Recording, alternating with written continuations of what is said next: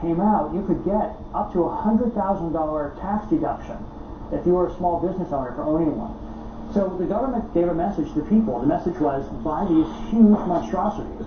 Meanwhile, the electric car, when they were on the road, the maximum tax credit you could get was $4,000. So this is how government shapes the future. And unfortunately, the American government was pushing Hummers, and no wonder in some ways the car companies walked away from EVs and concentrated on these Hummers. For the electric car activists like Linda Nichols, the battle is not over, even though the dream of the EV1 has been lost. The final nail in the coffin came in 2004, when GM trucked away the last of the EV1s to be crushed. Linda and other activists managed to save their cars from the shredder. This picture was taken in Arizona at GM's Proving Grounds. What you see here is the crusher actively involved in flattening these beautiful little EV1s that are stacked up like so many cords of wood, flattened into useless Coke cans and shredded into a million pieces. These EV1 cars represented a reality that was working and that can work again and needs to work again and will work again. These cars are not dead. Electric cars are just temporarily unavailable. The dream is still alive. Why did you then recall all the cars and crush them? Yep. Why did you do this? Well, first, now that we did not recall the vehicles early. Everybody signed a 3-year lease agreement and agreed to what was going to happen at the end of the 3 years as far as turning the vehicle back into General Motors. Yes, the other half of the coin is those vehicles were then sent to the recycler. Now, part of the recycling process involves crushing the stripped body so that it can be shredded and all the various metals could be separated for recycling use. Now, the reason that we did not want to leave the vehicle in the hands of owners after the lease expiration is because we did not have a significant amount of parts to keep the vehicles running safe. There are 2,000... So you made up your mind at this stage you weren't going to make a spare parts division for that car? We simply did not have enough parts to keep those vehicles on the road going in a safe manner. We felt it was not the right thing to do to allow a vehicle to be left in someone's hands that we didn't have the confidence we needed to know that it would be operated in a safe manner. The idea of a car maker producing a new model without spare parts sounds almost as implausible as the policy that allowed new cars to be destroyed. In Chris Payne's documentary, a reporter happened across some Honda electric cars just as they were about to be shredded. And what's interesting, the first thing we noticed when we drove up here, you're going to be shredding some new cars here, too. These look like perfectly good cars. Why are you shredding them up? A little bit of a mystery, really, since I've been here the last 8 years. They bring us these cars from the dealerships, and they say that they're test cars, and they've been brought over to test various emissions, and the insurance companies won't reinsure them, so they have to watch them destroyed here. Boy, that seems like a shame. It's terrible. I'd like to drive off in one of these things. Ladies and gentlemen, that's the sound of a crushed automobile being shredded into a million pieces.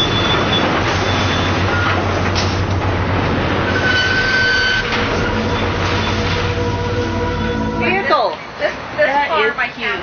It is very nice.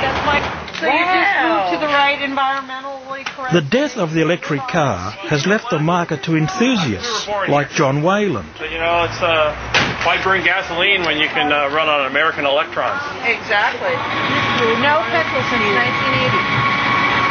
1980. He and his friends have converted their old petrol cars to electric power. All battery. The whole car is battery, Sharon. Did you hear him turn it on? It's silent. What's wrong with that car over there? It's got a gasoline engine. That won't start. This is cute. It is. And these are all the batteries? And the whole front end stuck with them too. What do you think? I think it's pretty cool. Have you seen one before? No. No, I have not. Not full electric. And I love the way he's got it in an old Datsun. Did you know that the GM and the big companies were going to make them at one stage, then stop making them? No, I didn't. But if they make these, then that puts a whole bunch of millionaires out of business, doesn't it? Drive it. So what do you think of it? I like it. It's neat. That's me. I know. Give me that car.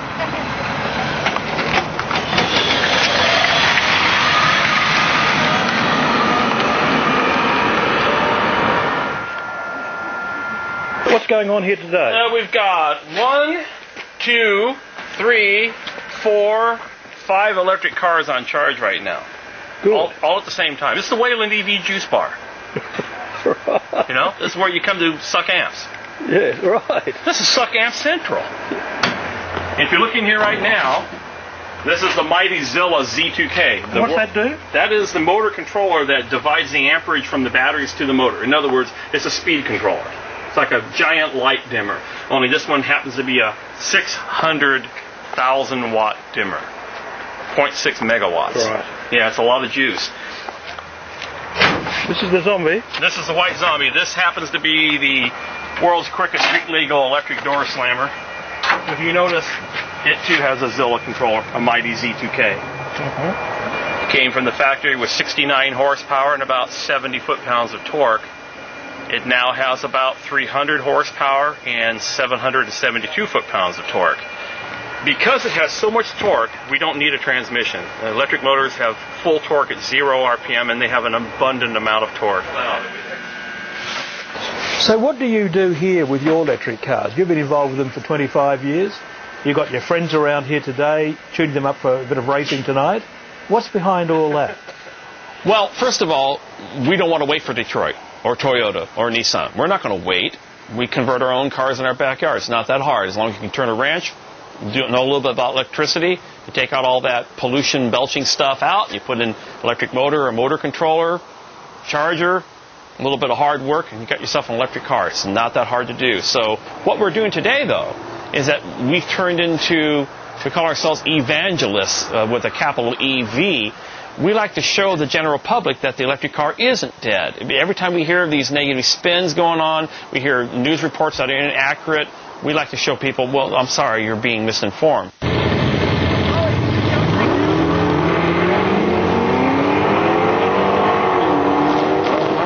John Wayland and his mates are obsessed by the same passions as other car nuts, power and speed. Tonight, they're off to that mecca of revheads, the drag racing track. This car will be racing tonight. It runs a very quick 12.1 seconds in the quarter mile, and generally jerks the tires off the ground and keeps them up in the air for about 50 feet on launch. All on electricity? All on electricity, man. It's the amps, you know. We've got the amps.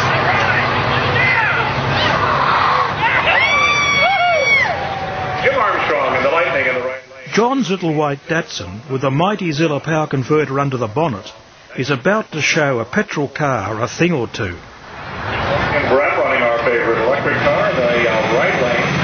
Crazy Apple running Mustang.